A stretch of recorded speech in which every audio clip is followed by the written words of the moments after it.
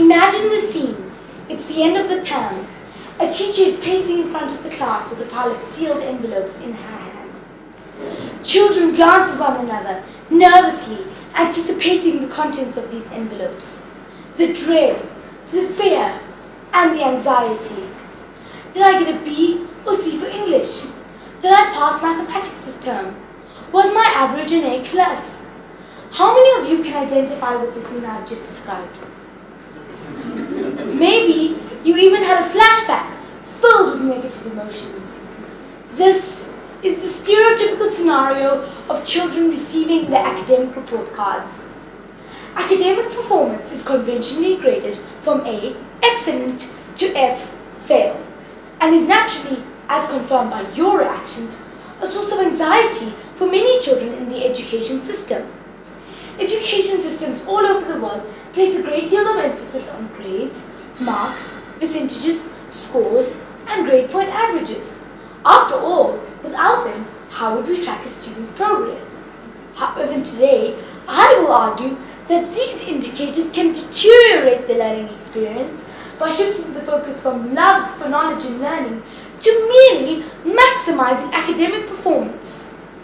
Let me begin illustrating my point by using a case study. The small Nordic country of Finland, commonly known as the home of Nokia, the mobile phone giant, and Father Christmas. Nevertheless, lately, Finland has been attracting attention on global surveys of academic excellence. In fact, Finland has developed a model of educational success with the national education system described as the best in the entire world. Part of the Finnish model of success is that there are no mandated standardized tests in Finland, apart from one exam at the end of the student's senior year in high school. There are no rankings, no comparisons, and no competition between students, school, or regions. In Finland, they claim that marks and gradings do not make students any smarter, but instead create a cheating to the test environment in schools. And interestingly, Finland achieves better results for more of its children than almost any country in the entire world. Despite the Finnish model of success, as a global educational society, we still seem to value good grades much more than the deep love and curiosity for learning. The point that I'm making here is that if we place a stronger emphasis on the understanding and the joy of learning rather than the glory of grades, then we wouldn't favor the simple rote memorizing of information and regurgitating it for tests. The understanding we gain is much more meaningful and useful.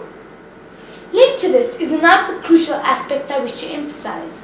Often standard tests and exercises which measure academic performance fail to capture certain other important aspects of the learning process.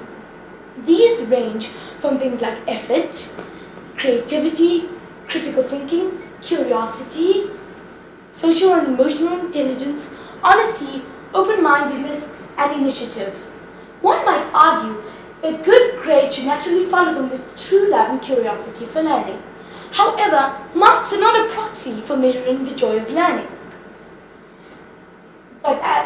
So, why do grades matter so much?